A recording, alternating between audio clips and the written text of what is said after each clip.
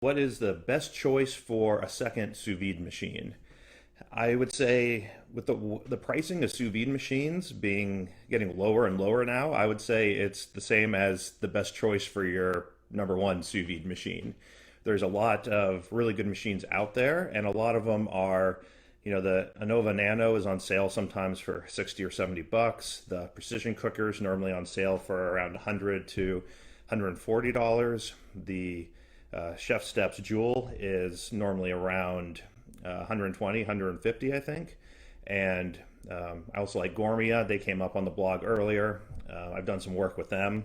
So take it with a grain of salt. They've hired me to do work, but I do like their circulators. They're a little loud for my New York apartment since my study is literally in my kitchen. When the machine's a little bit louder, it bothers me more than some people who's either don't work at home or they're not sitting in their kitchen all day long. But all of them make really good machines. And one of the things I actually talked about I have a new video course coming out. It's available for pre-sale right now, but it's all the videos are going to launch on Christmas.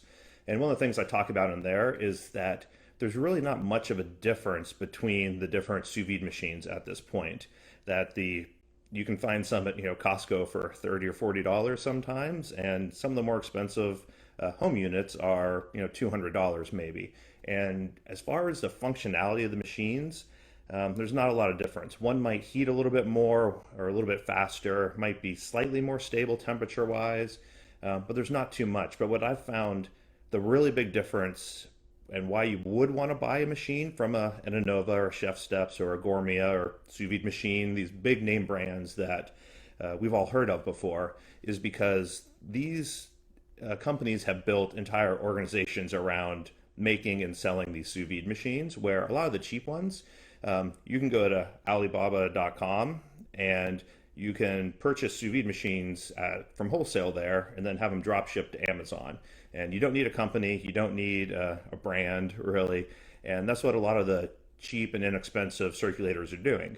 So if you get one that works, then you're probably fine. And you'll work as well as an Anova or a Joule.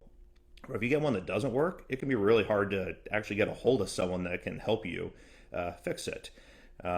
We test a whole lot of circulators, and we haven't tested a lot of the inexpensive ones because we can't actually get a hold of anyone at any of the companies. There's no contact information. There's nowhere to reach out to people. So we tend to recommend the bigger name brand ones because you can get a hold of people there. We've interfaced with people at all the companies. Cole from Anova is in our group. If you have a problem, you can always tag him in a post and yell at him. He always likes that a lot.